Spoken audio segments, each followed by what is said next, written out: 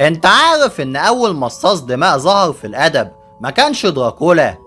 لا، دي كانت بنت غامضة اسمها كارميلا، واللي ظهرت سنة 1872 في رواية غريبة قبل ما تتكتب قصة دراكولا بحوالي 25 سنة كاملين.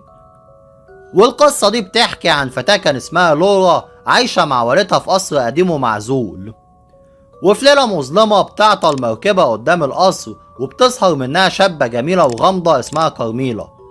ومن اللحظة اللي بتسكن فيها معاهم لورا بتبدأ تضعف يوم ورا يوم، وصحتها بتختفي تدريجيا وكأن في حاجة عمالة بتمتص حياتها.